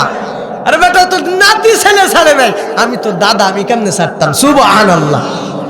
ভাই ঠিক আছে, এই মন্ত্রী, যেহেতু মন্ত্রী শেষ হয়ে গেছে, প্রহরীদেরকে বলল, ও প্রহরীরা রে, এই আবেদকে এমভাবে করতে থাকো, তাকে শুলিতে চড়াও। দোস্তরা আমার, ভাইয়েরা আমার, এই ব্যক্তিকে শুলিতে চড়ানো হলো। শুলিতে চড়ানোর পর তাকে তীরন্দাজদেরকে হুকুম দিল, তীর নিক্ষেপ করো। পায়ে তীর হিঙে যায়, বুকের ভিতরে তীর হিঙে যায়, চোখের ভিতরে তীর হিঙে যায়, এমনকি করার দিয়া তারেও কাটতে থাকে। আল্লাহু আকবার, কিতাবের ভিতরে আসছে ওই আবেদকেও শহীদি মৃত্যুবরণ করলো। এরপরে ওই আবেদ বেটা কালেমা ছাড়ে না। বাকি আছে কয়জন? খুব ভালো করে বুঝবেন, সামনে কিন্তু অনেক মজারে বাপ। বাকি আছে কয়জন? একজন। এই একজন হলো ওই যুবক। দোস্তরা আমার, ভাইয়েরা আমার, একজন ব্যক্তি শুধু বাকি আছে। রাজা বলল, এরেও রাখা যাইতো না, প্রহরীরা রে আয় আয়, এই যে যুবকরে দেখতেছো, এই যুবকরে পাহাড়ের চূড়ায় নিয়ে যাও, পাহাড়ের উপর তাকায় তারে উঠায় ফেলবা। এখন থেকে বলবা কালেমা ছাড়বে কিনা, যদি বলে না ছাড়তাম না, তো ওখান থেকে তারে ফেলায়া দিবা, তার রক্ত মাংসকে আলাদা করে দিবা, যেন ওখানেই সে শেষ হয়ে যায়। বলেন নাউজুবিল্লাহ। কিন্তু দোস্ত, আমি জানতে চাই হায়াত দেওয়ার মালিক কিডা, মউত দেওয়ার মালিক কেডা? বন্ধুরা আমার, ভাইয়েরা, এবার ওই পাহাড়ের চূড়ায় থেকে যখন তাকে ফেলবে, যুবক আল্লাহর কাছে দোয়া করে, আল্লাহ তুমি আমার এমন মরণ দিও না গো আল্লাহ, রব্বে কারিম আল্লাহ। যখন এমন ভাবে ওই যুবক আল্লাহর কাছে দোয়া করেছে, আল্লাহ পাক কুদরতি ভাবে কিতাবের ভিতরে আসছে, ওই পাহাড়ের ভিতরে আমার আল্লাহ ভূমিকম্প শুরু করে দিয়েছে, যার দরুন কাফের বেঈমানগুলো সব পড়ে মরে গেছে। কিন্তু যুবকরে আল্লাহ তাআলা কুদরতি ভাবে হেফাজত করেছে। যখন হেফাজত করছে, তো এই যুবক তো আবার রাজার সামনে আসতে কয়, তুই মরিস নাই, কথা কয় না। মানে এটা আশ্চর্যজনক তো। কই আমার সে তারা কই সব শেষ হয়ে গেছে। কই শেষ হয়ে গেছে মানে? কই আল্লাহ সবগুলোরে ধ্বংস করে দিয়েছে, আল্লাহ আমার হেফাজত করছে। কই তুই মরস নাই? কয় ধুর বেটা, মারার মালিক এটা তো আল্লাহ, কথা কয় না। এ বেটা বলেন তো, ছুরির কোনো ক্ষমতা আছে কাটা? যদি ছুরির ক্ষমতাই থাকতো, ইব্রাহিম পয়গম্বর যখন এরকম ভাবে ইসমাইল আলাইহিস সালাতু ওয়াস সালামের গলায় ছুরি চালাইলো, কাটছে, তাহলে বোঝা গেল ছুরির ক্ষমতা কার? ইব্রাহিম আলাইহিস সালাতু ওয়াস সালামকে যখন নমরুদের আগুনে ফেলছে, আগুনের যদি পাওয়ার থাকতো, তো ইব্রাহিম পয়গম্বরকে জ্বালাইয়া ভস্ম করে দিত, কথা কোন ঠিক কিনা? তাহলে ইব্রাহিম পয়গম্বরের একটা পশমও কি পুড়ছে? তাহলে বোঝা গেল ক্ষমতা। পাহাড়ের চূড়ায় নিয়ে গিয়ে মারবে, যদি আল্লাহ তাআলা না মারে, কারো বাপের ক্ষমতা আছে? কথা কোন জন্য ঠিক কিনা? ভাইরা আমার, বন্ধুরা আমার, খুব ভালো করে বুঝবেন। এবার রাজা তার আরো কিছু প্রহরীদেরকে ডাকলো, আয় আয়। দ্বিতীয়বারের প্রহরীরা তো ভয় খায়, অতগুলো প্রহরী গেল, ফিরে আসলো না। এবার বুঝি আমাদের পালা, আমরাও যাব। দোস্তরা আমার ভাইরা, রাজা অর্ডার দিয়া দিল, যাও যাও, এই যুবকরে নদীর মাঝখানে নিয়ে যাও। নদীর মাঝখানে নিয়ে যাওয়ার পর তাকে ধাক্কা দিয়ে ফেলে দিবা, যত মাছগুলো তার গিলে খেয়ে ফেলে। বলেন নাউজুবিল্লাহ। বন্ধুরা আমার ভাইরা, এবার এই যুবককে যখন এমন ভাবে পানির ভিতরে ফেলে দিবে, যুবক আল্লাহর কাছে দোয়া করলো, আল্লাহ এমন মরণ তুমি আমার দিও না গো আল্লাহ। তো যুবক যখনই এমন ভাবে আমার আল্লাহর কাছে দরখাস্ত করেছে, আল্লাহ পাক দরখাস্ত মঞ্জুর করেছে। তো কিতাবের ভিতরে আসছে, নদীর ভিতরে আমার আল্লাহ ঢেউ শুরু করে দিয়েছে, তুফান শুরু করে দিয়েছে, যার দরুনে কাফের বেঈমানগুলো সব মরে ভৎস হয়ে গেছে, পানির ভিতরে পড়ে গেছে, মাছে খেয়ে ফেলেছে। কিন্তু যুবকরে আল্লাহ পাক কুদরতি ভাবে ডাঙ্গায় আনছে। বন্ধুরা আমার ভাইরা, বলেন তো রাজার কাছে যখন আইছে, কয় এইবার প্রথমবার তো বলছিল যে তুই, এইবার আর বেড়াই না, গা হাত পা থরথর করে কাঁপে।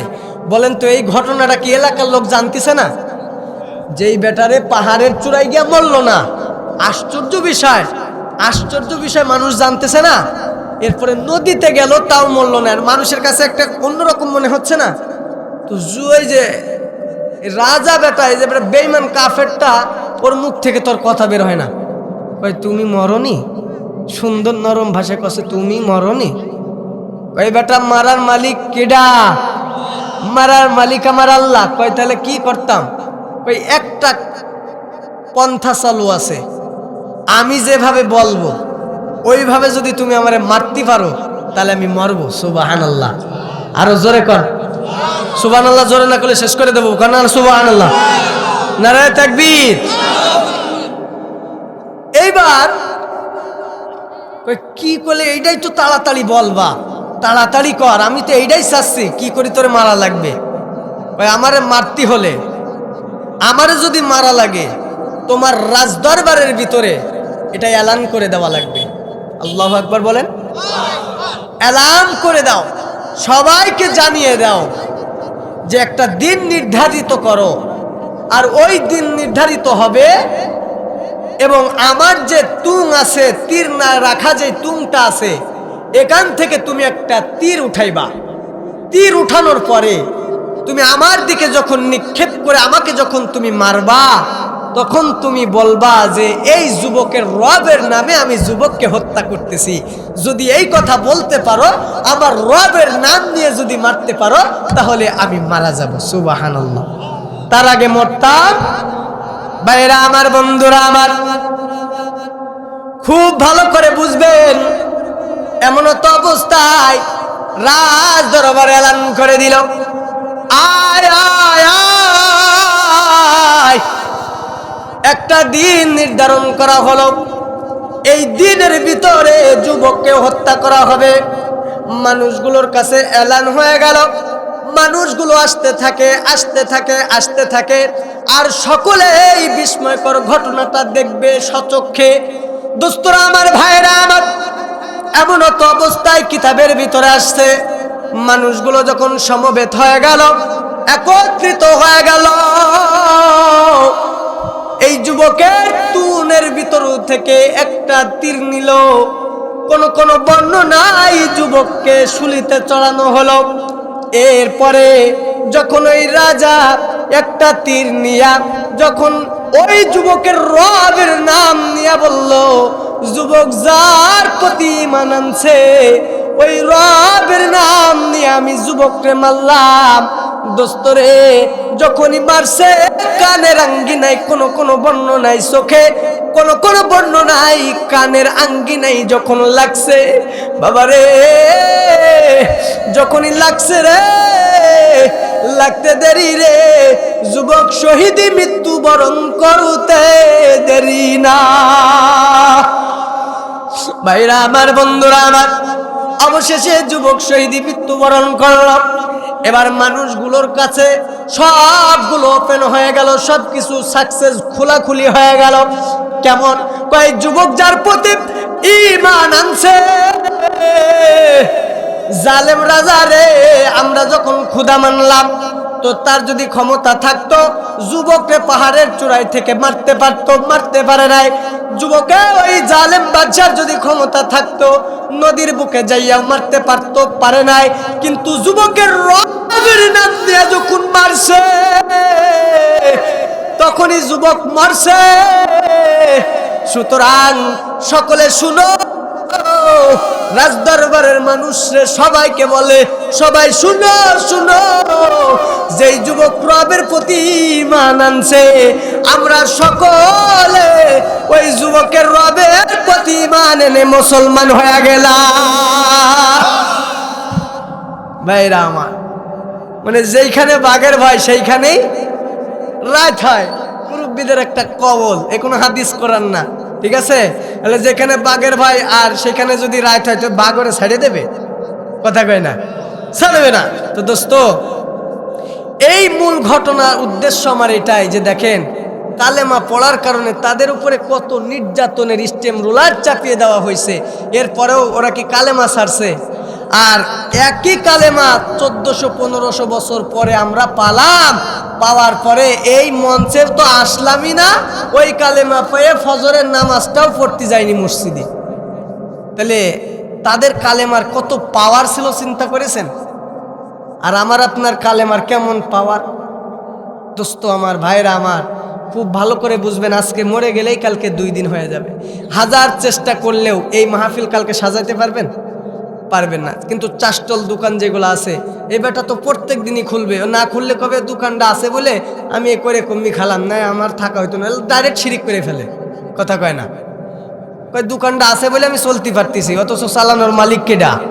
কথা কয় না, কেডা? চালানোর মালিক আল্লাহ। এই কালেমার দাম আছে না নেই?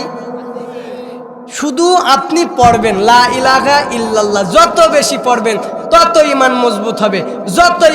যত লা ইলাহা ইল্লাল্লাহ বলবেন, আপনি রিক্সা চালক হন, আপনি ভুট্টার খেতে যাচ্ছেন, ঝালের খেতে যাচ্ছেন, আপনি কোদাল নিয়ে অন্য জায়গাতে যাচ্ছেন, আপনি মুখে এটা জারি রাখবেন লা ইলাহা ইল্লাল্লাহ, লা ইলাহা ইল্লাল্লাহ। ভাই, লা ইলাহা ইল্লাল্লাহ এমন একটা কালেমা, আল্লাহর রাসূল সাল্লাল্লাহু আলাইহি ওয়াসাল্লাম বলছে যে লা ইলাহা ইল্লাল্লাহর ভিতরে আর মালিকের ভিতরে কোনো পর্দা নাই। সুবহানাল্লাহ কেন না, কেন কোনো পর্দাই নাই? লা ইলাহা ইল্লাল্লাহ, আল্লাহ বাদে কোনো মাবুদ নাই, এইটাই আমার আল্লাহ। কোন সুবহানাল্লাহ। আল্লাহ বাদে অন্য কোনো মালিক আছে? দোস্ত আমার, তাহলে কালেমা পড়ার জন্য ওর কি অবস্থা! শুধু তাই না, আর একটা ছোট্ট আপনাদের মাঝে একটা ঘটনা বলবো। আল্লাহ আপনাদের বলেন, শব্দটা ভালো লাগলো না, বলবো? বললেন বা বললেন। এলাকার লোক কি বউটো মারেনি? ভালো বউ ফিটায়, বউ মৌ ফিটায় না বাপ। শুনেন, মহিলারা এমন মহিলা, হ্যাঁ, এ যদি 16 কলার ভিতরে 1 কলা দেখায় তাহলে 14 গোষ্ঠী জাহান্নামে নিয়ে চলে যেতে পারে। ঠিক আপনারা আসতে কর না, আপনারা তো বাড়ি চলে যাবেন, আমি না সে চলে যাবেন অমুক জায়গায়, আমারে ধরতে পারবেন না। আপনারা তো যাই তো ওই খেতার ভিতরে ফের পা দেবেন, কথা কয় না, তখন মুখ ছিঁড়ে দেবেন যে ওইখানে তো ভালোই ঠিক ঠিক করলি, কথা কয় না। হ্যাঁ, আমি নাই চলে যাবানি, কোনো টেনশন নেই। তারপরে বলে যায় কি কব? দোস্তরা আমার, এই বউ ফিটানো এটা কিন্তু একটা খারাপ কাজ, এটা খুব একটা ভালো কাজ। বলেন, আমাদের একটা উস্তাদ এইভাবে বলতো আমাদেরকে যে এক বিটা, এই বেটা খুব বউ ফিটাইতো। এ যদি তরকারিতে লবণ কম দেয় এ ফিটাই, এ যদি বেশি হয় তাও সমস্যা, কম হইলে তাও সমস্যা, মানে উঠতি বসতি ওর মায়ের ছাড়া কোনো কথা নাই।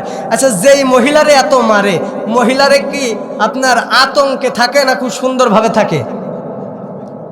কথা বুঝলেন না? এই বিটি কি খুব ভালোভাবেই জীবনযাপন করবে, সংসার করবে, নাকি আতঙ্কে থাকে? আতঙ্কে থাকে, কখন জানি বোম পড়ে যায়, কথা কয় না। আর নাংলা লটি বাপ, এই বাকারি সে সুন্দর করে মোষ ঠ্যাঙানো লটি তো আছেই। এই বিটা এরকম ভাবে শুধু বউরে ফিডায়, তো এই মহিলা তো অনেক আতঙ্কের ভিতরে থাকে, সারাক্ষণই ইয়া নফসি ইয়া নফসি, কখন জানি কি হয়ে যায়। তো এই বিটা একদিন আপনার ডাক্তারের কাছে গেছে, একটু জ্বর জ্বর ভাব, মুখে কোনো স্বাদ নেই। তো ডাক্তার বেটা কইছে যে আপনার জন্ডিস হয়েছে, এই যে বোতলটা নিয়ে যান, এটার ভিতরে প্রস্রাব করবেন। প্রস্রাব করার পরে এটা আগামী কালকে আনবেন। এই বেটা কি করছে, বাসায় যা প্রস্রাব কইরা আপনার ওই জালনার উপরে রাখছে, জ্বালানা যে আছে না, এই জায়গাতে রাখছে। মহিলাদের কিন্তু এটা আবার একটা স্বভাব, ও ফজরের পরে আল্লাহর নাম নিয়ে ওই এরকম ঝাড়ু মারো শুরু করে দেয়, কথা কয় না, বাট ও তো করবে, কাজই তো ওর ওইটা। তেমন তো অবস্থায় পড়বি ঝাড়ুর বাড়ি লাগিয়ে পেশাবখানি পড়বি, এমনি মহিলা বড় আতঙ্কে থাকে। আর কি পড়িয়ে যতক্ষণ গেছে, এই বেটা আবার হাল বোয়াইতে গেছে এই দিক দিয়া, কিন্তু সকালে খুব সাবধান করে গেছে, এই থাকলো আমি আসছি। তো ঠিক আছে আসেন। তো উনি হাল বোয়াইতে গেছে, হাল বোয়াই মনে করেন যে এখন মিজাজ ঠান্ডা না গরম, বাড়ি এসে গেছে, এই আমার সে বোতল কইরে এই মহিলা যে ওটা ফেলাই দিছে, এখন তো বাঁচতে তো হবে তারে। এই মহিলার প্রস্রাব ওই জায়গায় রেখে দিছে, মানে ওইটা তো পড়ে গেছে, বেটা বোঝে না, ওই জায়গায় রাইখে দিছে। কিসের জন্য বলেন তো? মার বাঁচানোর জন্য। বাপ মারের আগে ভূত পালায়, কথা কয় না। জিনে মিনে যদি ধরে বেটা, দেখবা কিছু কিছু কবিরাজ হুজুর আছে দুমদাম করে মারিয়ে দেবে, কথা কয় না। পরে টের পায় যে কত ধানে কত চাল। তো মুহতারাম হাজিরিন, এমনও তো অবস্থায় আমার প্রস্রাব কইরে, এই যে আপনি নিয়ে যান, বলেন তো প্রস্রাবটা মূলত কার? ওই চাষির, ঠিক আছে। এইবার এই চাষির যে প্রস্রাব, এই বেটা কি জানে? এই ডাক্তারের কাছে গেছে, ডাক্তারের কাছে যাওয়ার পরে পরীক্ষা নিরীক্ষা করার পরে 1-8 ঘন্টা হয়ে যায়, বাপ রেজাল্ট আসে না। বুঝলাম না, যারা পেছে আসে সিরিয়াল দিল ওরা চলে যাচ্ছে, আমারে ছাড়তেছে না কেন? আমি কি আর বেশি দিন বাঁচবো না নাকি? এর ভিতরে একটা আতঙ্ক, মানে ডাক্তারের খোলামেলা কিছু বলবে তো সবার সামনে বললি কেমন না? আসার পরে ডাক্তারে কয়, ডাক্তার এখনো রেজাল্ট দিলেন না, বুঝলাম না, আমার কি কোনো সমস্যা টমস্যা হলো নাকি? বলছে এমন একটা সমস্যা ভাই, সে কথা কবারও না সবারও না। বলছে কবেন তো কি? ওই তুমি তো 3 মাসে তোমার অন্তঃসত্ত্বা। আল্লাহ, বিপদে পড়ে গেছে বেচারা। ও তো বেটা জানে না যে প্রস্রাবটা ওর স্ত্রীর। এই বেটার মনে হয় যেন আসমান পড়ে মাথার উপর পড়ল। এই বেটা বাড়িতে যায়, বউ আর মারে না, খায় না, খাতি দিতে চায়, কয় ওরে আমার খিদে নাই। এত সুন্দর ব্যবহার, কয়সা ডে খাও, কয় না রে। আচ্ছা বুঝলাম না, আপনি এই 2 দিন, বেটারা 2 দিন কিছু কয় নাই, কয় এত মন খারাপ কেন? কয় ওরে যা হয়েছে তা বলারও না সবারও না, যা হয়েছে আমি জানি আর আমার আল্লাহ জানে। একটু কন কি হয়েছে? আপনার টেনশনটা একটু যদি আমি মুক্ত করতে পারি। কয় ওরে ডাক্তারে কইছে আমার নাকি ছেলে পেটে। আল্লাহ বসে একটা ওয়াদা যদি দিতে পারো, একটা কথা যদি আজকে আমার দিতে পারো, তোমার টেনশন আমি মুক্ত করে দেব। কয় একটা না 30টা কথা দেবো, তুই শুধু আমার টেনশনটা মুক্ত করে। কয় ওয়াদা দাও, জিন্দেগিতে যতদিন বাইচে থাকবা মিনসে তুমি আমার আর মারবা না। হ্যাঁ, কয় ঠিক আছে মারবো না। কয় ওটা তোমার না, ওটা আমার। আল্লাহ, আবার মনে হয় যেন আসমান ফের উঠে গেল ওর মাথাতে। তে বাপ, এই মহিলা মানে এই যে 16 কলার ভিতরে যদি একটা কলা দেখায়, তাহলে 14 গোষ্ঠী বিপদের ভিতরে থাকবা, কথা কয় না। এই জন্য বউ ফিরানো এইগুলো মূলত বাদ দিয়ে দিন। মূলত আমি বললাম এই কারণে, কারণ হয়তোবা আপনারা তেল নব মনে করেন যে কোনো কিছু কম হলে এই ঝাটকা শুরু করে দেন। এমন একদিন কৌশল করবে বাপ, কাঁচা বাইন্দে গাছে উঠে টের পাবিনি, কথা কয়। তো দোস্তরা আমার ভাইরা, আমি যে কথাটা বলতেছিলাম যে কালেমা এমন একটা কালেমা, লা ইলাহা, সবাই বলেন লা ইলাহা ইল্লাল্লাহ। ছোট্ট একটা কালেমা, কিন্তু এর অর্থ ব্যাপক বিস্তৃত। এই কালেমা যখন বেলালে হাফসি রাদিয়াল্লাহু তাআলা আনহু পড়ছে, তখন এই বেলালের মর্যাদা আমার আল্লাহর কাছে অধিক হয়ে গেছে। এই কালেমা যখন সিদ্দিক আকবর আবু বকর রাদিয়াল্লাহু তাআলা আনহু পড়ছে, তো তার মর্যাদাও আমার আল্লাহ আকাশচুম্বী করে দিয়েছে। এই কালেমা যখন ওমর ফারুক রাদিয়াল্লাহু তাআলা আনহু পড়ছে, তো আল্লাহ তার মর্যাদা বৃদ্ধি করে দিয়েছে। শুধু তাই না, জান্নাতের সার্টিফিকেট তারে দিয়ে দিয়েছে। তো এই কালেমা আমি আপনি যদি পড়তে পারি, বাপ আমার আপনার দাম আছে না নেই? বলেন না, আছে না নেই? আছে। কেমন? আমি একটা হাদিস আপনাদেরকে বলছিলাম, এরপরে ঘটনার দিকে গেছিলাম। তার আগে ওই হাদিসটা আরো শেষ করি। দেখেন, আমরা যেহেতু মিথ্যা কথা বলি, কথা ঠিক? আপনারা বললেন না, মানে বলেন না নাকি? অহরহ মিথ্যে। বাড়ির বড় ফোন দিছে, কনে আছো গো? বলছে এই তো আমি হলো ওই জাগলার বাজারে, অথচ মিনসে জাগলার বাজারে নেই, ও আছে কাটাখালি। কোন তো কথাটা মিথ্যে কিনা? শুধু এতটুকু যদি বলে কনে আছো, ভাত খাবা না নাকি? এই তো আমি মাহফিলে আছি, অথচ সে বড়ার দোকানে বসে আছে, বড়া ভাজা খাবে। এটা কি মিথ্যে না? এই মিথ্যার কারণে এরপরে কিছু কিছু লোক আছে মুখে লা ইলাহা ইল্লাল্লাহ আইল ঠেলতি ঠেলতি ওর বাপের জমি, আপনার চাচার জমি এক বেগত নিয়ে নেছে, কথা কয় না? এক বেগত এরকম ভাবে ওর পানে চলে গেছে। মানে ও শুধু জানে যে আমারটা ছোট হয়, ওরটা শুধু কেবড়ি বড়ই হয়। এরকম লোক আছে না? আছে। এই মানুষগুলো তো মরবে, যদি তওবা করে মরে, আর যার জিনিস তার কাছে যদি মাফ না চায়, মাফ হবে? কিন্তু প্রক্ষান্তরে এই মানুষটা যে জান্নাতে যাবে, আমি এইটাই আপনাদেরকে বুঝাইতে চাচ্ছি যে দেখেন, আকাম কুকামের পিএইচডি যেগুলো করছেন, এইগুলো তো করছেন, যদি তওবা না করে যদি মারা যান, কিন্তু আল্লাহকে সন্তুষ্টি করার জন্য যে লা ইলাহা ইল্লাল্লাহ বলেছিলেন, এই লা ইলাহা ইল্লাল্লাহ বলার কারণে আমার আল্লাহ ওকে কোনো না কোনো একদিন জান্নাত দিবে। আরো জোরে কোন সুবহানাল্লাহ। বন্ধুরা আমার, ভাইরা আমার, আল্লাহ তাআলা ওকেও জান্নাত দিবে। কেমন জান্নাত দিবে জানেননি? যেই ব্যক্তির ভিতরে যাররা থেকে যাররা পরিমাণ ঈমান পাওয়া যায়। যাররা বলা হয় কাকে? দেখেন, যাররা দিয়ে কিন্তু কিছুই হয় না। টিনের যেই ছিদ্র থাকে, এই ছিদ্রের মাঝখান দিয়া ছোট ছোট ছিদ্রে দিয়া রৌদ্রের যে আলো আসে, এই আলোর মাধ্যমে কি ধান শুকানো সম্ভব? দোস্তরা আমার, ভাইরা আমার, আমার আপনার মা বোনেরা, যখনই কাপড়গুলো সুন্দর করে ধোয়ার পরে এমন করে একটা ঝাড়া দেয়, চিপার পরে, ঝাড়া দেওয়ার পরে কুয়াশার মতো কিছু পানি বের হয়। বলেন তো, এই পানি দ্বারা কি পিপাসা মেটানো সম্ভব? এই পানি দ্বারা কি ভাত রান্না করা সম্ভব? না না, এই পানি দ্বারা পিপাসা মিটবে না, এই পানি দ্বারা ভাত রান্না করা সম্ভব না। কিন্তু পক্ষান্তরে ওলামায়ে কেরাম বলেন, ফুকাহায়ে কেরাম বলেন, যদি যাররা থেকে যাররা পরিমাণ ঈমান থাকে, যাররা কাকে বলা হয়? যাররা বলা হয় টিনের ছিদ্রের দিকে লক্ষ্য করলে এক রকমের ধুলা বালু ওড়ে। এই ধুলো বালু যদি 70টা ভাগ করা হয়, এটা নিজ চোখে আর দেখা যাবে না, মেশিন দ্বারাও দেখা যাবে না। এতটুকু ঈমান যদি অন্তরে থাকে, আল্লাহ নবী বলেন, ওই মানুষটাকে আমার আল্লাহ কোনো না কোনো দিন একদিন জান্নাত দিবে। বন্ধুরা আমার, ভাইরা, জান্নাত কেমন জান্নাত দিবে জানেননি? জান্নাত এমন একটা জান্নাত দিবে, যেই জান্নাতটা দুনিয়ার সমান, 10টা দুনিয়ার সমান একটা জান্নাত আল্লাহ দিয়া দিবে। ভাইরা আমার, আল্লাহ তাআলা যেই জান্নাতটা দিবে, এই জান্নাতটা দুনিয়ার 10টা সমান একটা জান্নাত দিবে। এই জান্নাতের ভিতরে কি কি সার্ভিস থাকবে জানেননি?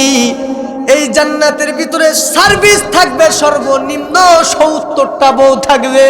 কয়টা? সুবহানাল্লাহ। চাচা কি খুশি! একটারে নিয়ে জ্বালাই নিয়ে মরল, কথা কয় না?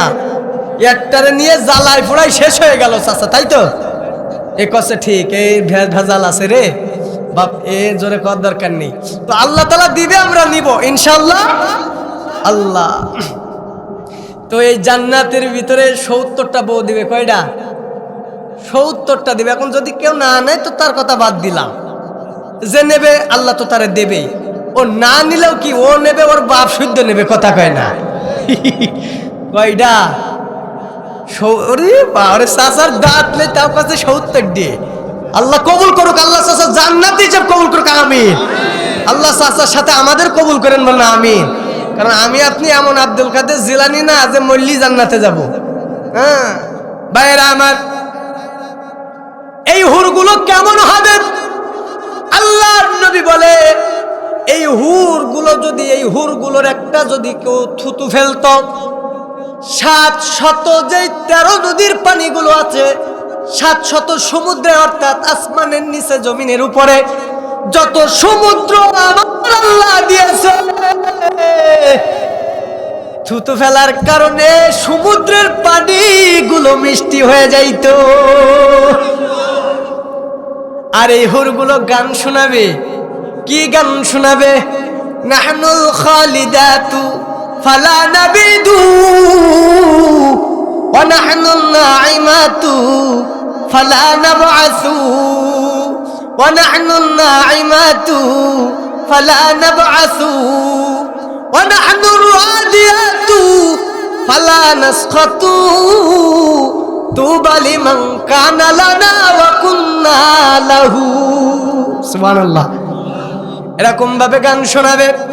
শুধু গান শোনাবে তাই না, খাওয়াও তো লাগবে। কি খাবো? জান্নাতের ভিতরে, জান্নাতের ভিতরে সর্বপ্রথম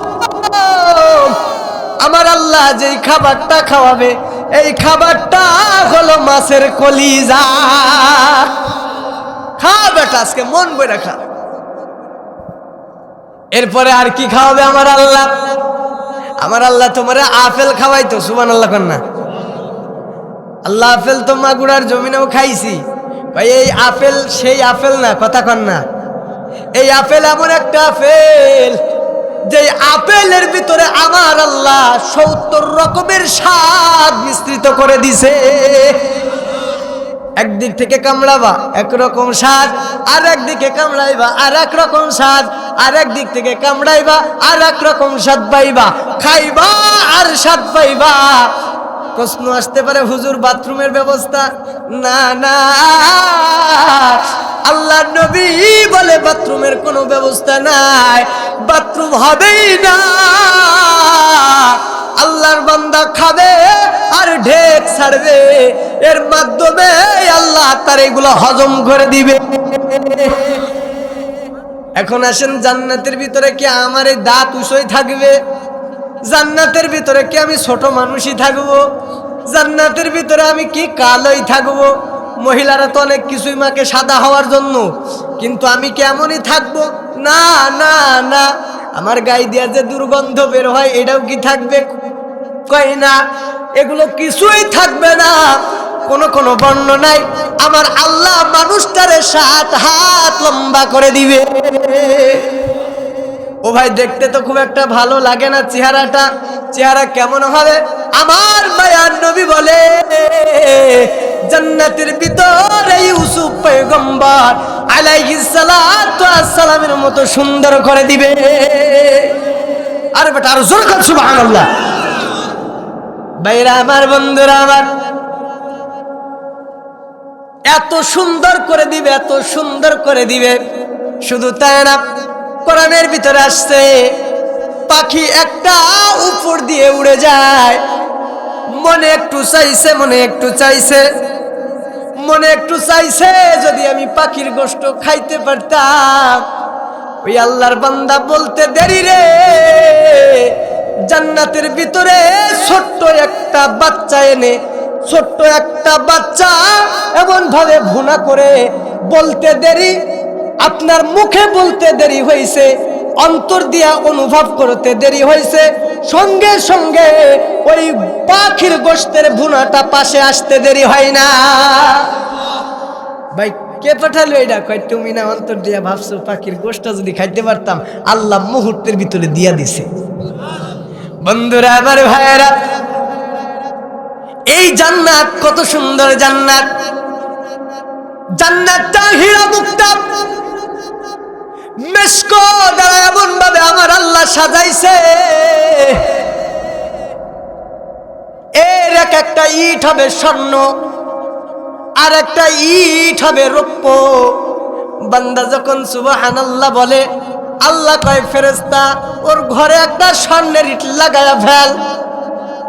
আবার যখন সুবহানাল্লাহ বলবে, আবার ওর ঘরের গাঁথনি শুরু হয়ে যাবে। ফজরের নামাজ পড়ার জন্য গুড়ি গুড়ি পায়ে হেঁটে আসবে, আল্লাহ বলবে শুরু করে দে, অফ থাকবে। ও যখন ইবাদত বান্দেগি করবে না, আবার যখন ইবাদত বান্দেগি শুরু করবে, আল্লাহ বলবে তোরাও শুরু করে দে। এইভাবে ওই ওই আল্লাহর বান্দা যত ইবাদত বান্দেগি করবে ততক্ষণ পর্যন্ত ওর জান্নাতের ঘর গাঁথনি থাকবে, গাঁথতেই থাকবে, গাঁথতেই থাকবে। ভাইরা আমার, বন্ধুরা আমার, শুধু তাই না, জান্নাতের ভিতরে এমন একটা পোশাক আমার আল্লাহ দিবে, সুবহানাল্লাহ। হয় নাই, হয় নাই, হয় নাই। ভাইরা আমার, বন্ধুরা আমার, এমন একটা পোশাক আমার আল্লাহ তাআলা দিবে, যেই পোশাকটা এত সুন্দর পোশাক, এত সুন্দর পোশাক, যেই পোশাকটা এমন একটা পোশাক হবে যা স্বর্ণ মণি মুদ্রাতীত, এমন একটা মণি মুক্তা দ্বারা তো প্রত্যেকটা মুক্তা এইভাবে ঝকমক ঝকমক ঝকমক করতে থাকবে, সুবহানাল্লাহ কন্যা, আল্লাহু আকবার। এই যে জামাটা আমার আল্লাহ তাআলা দিবে, এই জামাটার ভিতরে এত সুন্দর সুন্দর আমার আল্লাহ লাইট লাগায়া দিবে, এত লাইট লাগায়া দিবে রে, হুরগুলো তার দিকে তাকায়া থাকবে, চোখ ফিরাইতে চাইবে না। এখন যারা বিডি মানুষ আছে, এরা এমন মানুষ, জান্নাতের যে মহিলা দেবে এইটা ওরা সহ্য করতে পারে না। কথা কন, কথা কয় না। সারা জীবন আমার সাথে থাকলি আর এখন তুই হুর নিয়ে পাগল হয়ে গেলি, আমার আর খোঁজ নিলি না, কয় ওটা হবে? ভাইরা আমার, বন্ধুরা আমার, মোহাব্বত যদি ভালো হয়, মোহাব্বত যদি এরকম হয় তাহলে আর পাইতে না। স্বামী তাহাজ্জুদ নামাজে, আপনার স্ত্রী ঘুমায় আছে, তাহাজ্জুদ নামাজে পড়ে মুনাজাত করতেছে, আল্লাহ তুমি আমারে হুররা দিও, আল্লাহ আল্লাহ তুমি আমার এরকম হুররা দিও। আর ও শুনে ফেলাইছে, কয় হুররা কি? কয় ও কখন যাইতো না, কয় না কও, কয় না না কখন যাইতো না, কয় না কও, কয় জান্নাতের ভিতরে আল্লাহ তাআলা এগুলো আমাদেরকে দেবে। পরের দিন তাহাজ্জুদে ও আসে, কয় আল্লাহ তুমি আমারে হুররা দিও। ও কাছে হুর দিয়া রে, কাছে হুররি কি? আর প্রথম বেলায় কইলো যে হুররা কি কও, কসো রে সে অনেক ভালো, তোমার মতো আমি গোবরের মতো গা গন্ধ না। পরের দিন তাহাজ্জুদ আবার ও আবার কসে, এই তুমি যে হুররা চাইলে, ও কি কসে তোমার মতো ওইরকম পচা গা গন্ধ না। কথা কয় না, আরে বেটা কথা কয় না, ঠিক না? বাইরা আমার, এই যে বিডি মানুষ যার সঙ্গে আপনি ঘর সংসার করলেন, বিগত দিনগুলো তার সঙ্গে কাটাইলেন, মালিকের হুকুম আসা মাত্র দুনিয়া ত্যাগ করলেন, তো কপাল যদি ভালো হয়, নসিব যদি ভালো হয়, তো এই বিডি মানুষ অর্থাৎ ওর স্ত্রীকে এত সুন্দর আমার আল্লাহ বানায়া দিবে, জান্নাতের রানী বানায়া দিবে। ভালো লাগছে এবার? এগুলো তো আপনাদের, এই মজার কথাটা তো ওদের না জিজ্ঞাসা করলে বলতে যে ভালো লাগছে কিনা, ওদেরকেই আল্লাহ তাআলা এরকম সুন্দর বানায় দেবে। কোন সুবহানাল্লাহ। ভাইরা আমার, বন্ধুরা আমার, এবার আসেন, জান্নাতের ভিতরে সব কিছু পাইছেন। একজন সাহাবী, আল্লাহর রাসূল যখন জান্নাতের এরকম বর্ণনা দিচ্ছে, তো হাদিসের ভিতরে আসছে, একজন সাহাবী আবার আল্লাহর রাসূলের কয়, ওগো আল্লাহর রাসূল, আল্লাহ আমারে জান্নাতের ভিতরে হাল বোয়ানোর জন্য গরু দেবে তো? আরে বেটা, এটা হাদিস। আল্লাহর রাসূল যখন এরকম বর্ণনা করে, তো ওই বেটা আসলে হাল চাষ করে, তো মানুষ বুঝেন না, কিছু কিছু মানুষ এরকম আছে বাপ, তো আল্লাহ আমারে জান্নাতের ভিতরে গরু দিয়ে হাল চাষ করার ব্যবস্থা করে দিবে তে? কয় ঠিক আছে, সমস্যা নাই, আল্লাহ তোর এইগুলো দিবে, যা। সুবহানাল্লাহ কান না? কয় তবে শোন, তুই যে এক কল থেকে চষবি, এক কল থেকে ছিটাবি, আবার ঘুরে আসতে আসতে দেখবি ওই জিনিসটা হয়ে গেছে। আরো জোরে কন। বন্ধুরা আমার, ভাইয়েরা, এমন তো অবস্থায় সব কিছু পাইলাম, একজন রে পাইলাম না, যারে পাইলাম না তারে ছাড়া কোনো কিছু ভালো লাগে না, সে হলো আরো জোরে কোন সবকে। ভাইরা আমার, বন্ধুরা আমার, সব পেলাম, হুর পেলাম, গেলমান পেলাম, যা কিছু চাইলাম সব কিছু পেলাম, জান্নাতি ঘর পাইলাম, সব কিছু পাইলাম, কিন্তু আমি আমার মালিককে যতক্ষণ না পাইলাম তো কোনো কিছুই যেন ভালো লাগে। আল্লাহ জিজ্ঞাসা করতেছে, যা যা বলছিলাম পাইছো নি? আল্লাহ যা যা দেছো, যা যা ওয়াদা করছিলা তার থেকে কোটি গুণে বেশি পেয়ে গেছে। সুবহানাল্লাহ। এর মনে একটা প্রশ্ন আছে, তারপরে আমি এটা শেষ করতেছি লাস্ট পর্যায়ে বইলা। এর মনে প্রশ্ন হইল যে আল্লাহ, জান্নাতীদের সঙ্গে জাহান্নামীদের সঙ্গে একটু দেখা করার যদি একটু সিস্টেমটা বইলা দিতেন, একটু যদি দেখাইতেন। হ্যাঁ, আমার তো অমুক ভাই আছে যার সঙ্গে চলাফেরা করতাম, আজকে সে কোথায়? তো সে জাহান্নামে আছে। এই কলা খাবে, এরপরে আঙ্গুর খাবে, ও বাইরে দাঁড়ায় দাঁড়ায় কবে একটু দে। কতদিন খাই, কতদিন খাই না, আমাদের একটু দাও না, একটু পানি দাও না। অথচ জাহান্নামীরা যখন পানি চায়, আল্লাহ তাআলা বলেন ফাজুকু ফালান নাজিদাকুম, তোমরা গ্রহণ করো, ফালান নাজিদাকুম, আমি বৃদ্ধি করে দিব, ইল্লা আযাব, আমার আযাবকে। যখন পানি চায় তো তাদেরকে দেওয়া হয় ওদের দেহে গলিতে যেসব রক্ত পুঁজ বের হয়, এই রক্ত পুঁজ এরকমভাবে এই নিয়া ওদের মুখে ঢেলে দেওয়া হয়। ছোট 5 মাসের বাচ্চা যদি না খাতে চায়, মুখ যদি চাপে ধরে, ও খাবে, ওর বাপ খাবে। এখন ফেরেশতারা তো অনেক ধুরো ধুরো বড় বড়, আর তুমি তো বেটা কোথাকার সিটকে, তুমি যখন খাবা না, তোমার মুখ এভাবে চাইপে ধরে যখন তোমার মুখের ভিতরে রক্ত পুঁজ বিষাক্ত এগুলো দিয়ে দিবে, সঙ্গে সঙ্গে নারী ভুড়ি পায়খানার রাস্তা দিয়ে টরটর করে বের হয়ে যাবে। এরকম অবস্থা। শুধু তাই না, এই আযাবটা অধিকাংশ হবে হলো জমির যারা আইল ঠেলে তাদের, জমির আইল ঠেলনেওয়ালাদের, মানে মানুষের হক মেরে খায়। দেখা যাচ্ছে যে আপনার আইল দিয়ে যাচ্ছে, একজনের রসুন একটা তুলে নিয়ে চলে আসলো, এই যে একটা হক মেরে খাওয়া, বিশাল গুনাহ এটা। যদিও একটা আপনার রসুন, তারপরেও কিন্তু এটা অনেক বড় গুনাহ। বান্দা না মাফ করলে মাফ হয় না। এখন কই ভাই দোস্ত দাও না একটু, তো এইরা জিজ্ঞাসা করবে বুঝলাম না, বলতেছে তুমি আজকে জান্নাতে কেমনে করে আইলা? কই ফজরের নামাজ যে সময় আমি পড়তে আসতাম, ওই সময় তুমি কম্বল মুড়ি দিয়ে ঘুমাইতা। এরপরে আমি যখন ফজরের জোহরের নামাজ পড়তে আসতাম, তুমি ক্যারাম বোর্ড খেলতা। এরপরে আমি যখন আসরের নামাজ পড়তে আসতাম, তো তুমি তখন ক্রিকেট নিয়ে খেলতা। তো তুমি যেই সময় খেলা খেলতা, ওই সময় আমি আমার মালিকের ইবাদত বন্দেগী করছি। এই ইবাদত বন্দেগী করার কারণে আমার আল্লাহ আমাকে জান্নাত দিয়ে দিয়েছে। সবাইকে পাইছে, একজন রে পাই নাই, সে হলো মালিক গো। আর ভালো লাগে না গো আল্লাহ, মালিক গো, তোমাকে যদি না পাই কোনো কিছু ভালো লাগে না। জান্নাতুর আমার দরকার নাই, আল্লাহ তোমার যদি না পাই জান্নাত ভালো লাগবে না গো আল্লাহ। তোমার সঙ্গে দেখা করতে বড় মনে চায়। আমার আল্লাহ যেহেতু ওয়াদা দিয়েছে, প্রত্যেক জুমার দিন শুক্রবার আমার আল্লাহ তাআলা জান্নাতে দেখা দিবে। ভাইরা আবার কিভাবে দেখা দিবে? প্রত্যেক জুমার দিন আমার আল্লাহ তাআলা বান্দাদেরকে দেখা দিবে। সুবহানাল্লাহ। ভাইরা আমার, মালিককে দেখতে মনে চাই কিনা? বলেন না, চাই কিনা?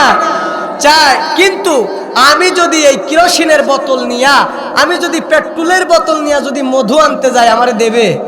কথা কয় না কেন? আমি যদি বলি যে ভাই টাকা দিব, তো তুমি এই কেরোসিনের ভিতরে মধু দিবা না কেন? বেশি জোরাজোরি করলে কবে তোর বাপরে ডেকে নিয়ে আয়, কথা ঠিক? তাও দেবে না। কেন? একজন জ্ঞানী ব্যক্তি কখনোই এই কেরোসিনের বোতলে মধু দেবে না।